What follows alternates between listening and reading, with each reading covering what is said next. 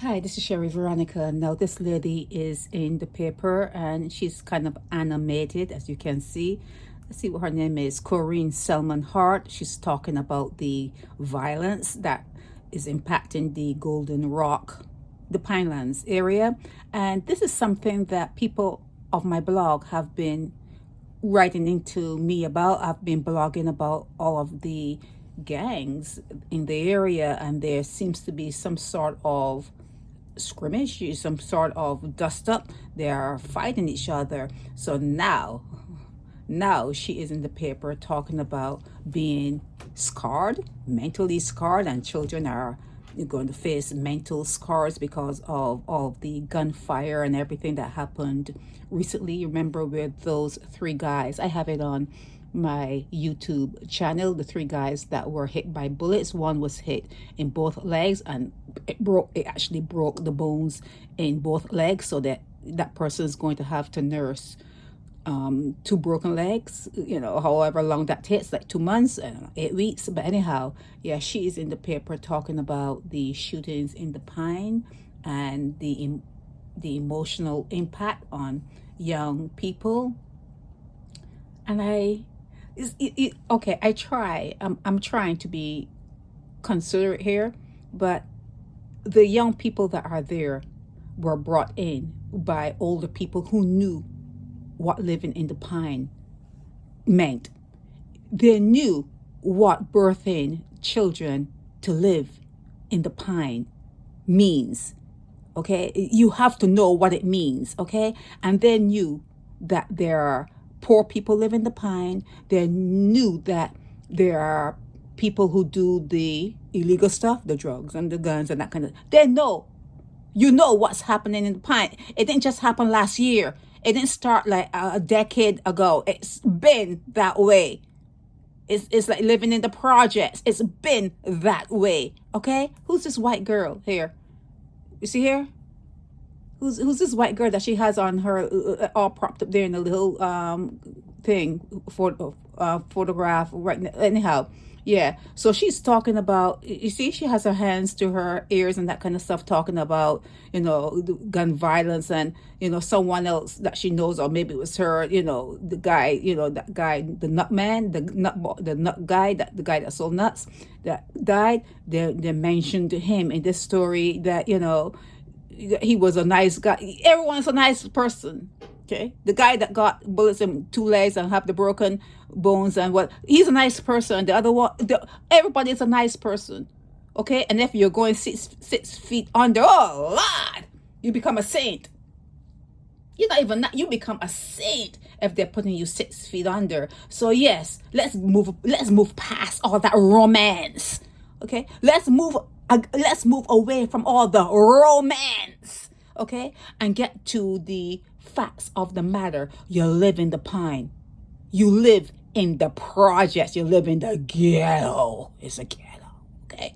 You live in a place where people are poor, because you know that if you were handling a couple $1 million, the first thing you do is move out of the Pine, okay? The first thing, okay?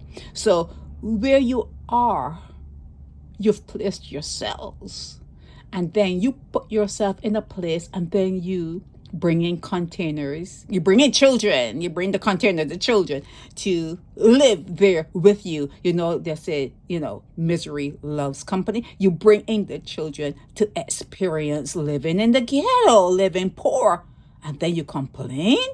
The psychological impact happened at birth. Okay, any kind of impact, it happened at birth. It happened even pre-birth. It happened from the time you decided that you're going to utilize that oven in your stomach and bake some cakes. And then they come out and they fall, or they splatter. You didn't have enough this, you didn't have enough that, and then you complain. You complain? It's too late. You didn't have all the ingredients. You just did not have all the ingredients.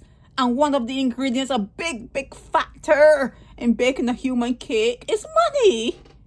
It's money. Okay? You live in the Pine.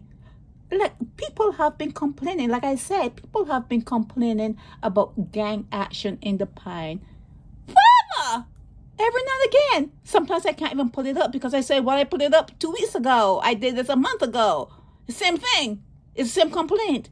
So if the police can't stop it, if the adults who are having kids don't want to stop it, it ain't going to. You see this?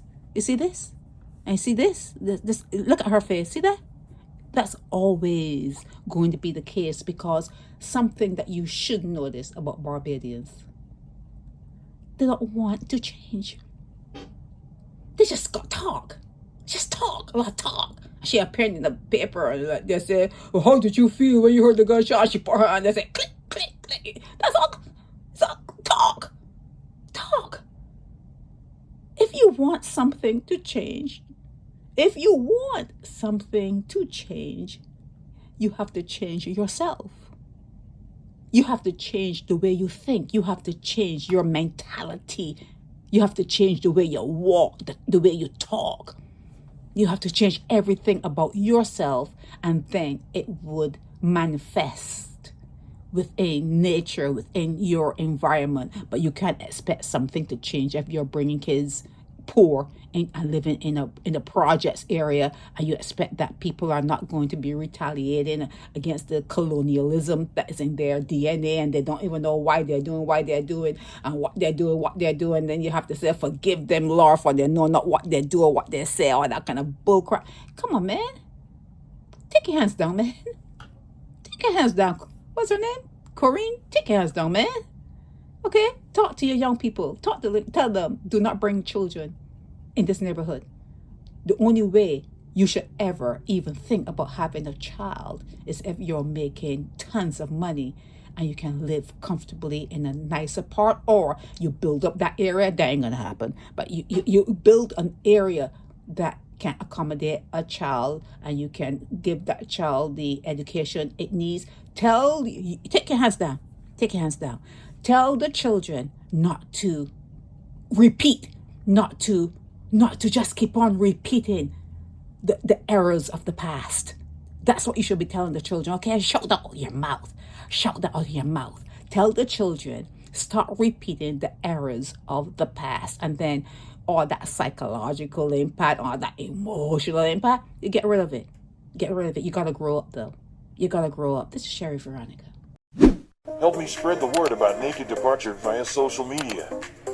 Subscribe and share to show support and love for our channels.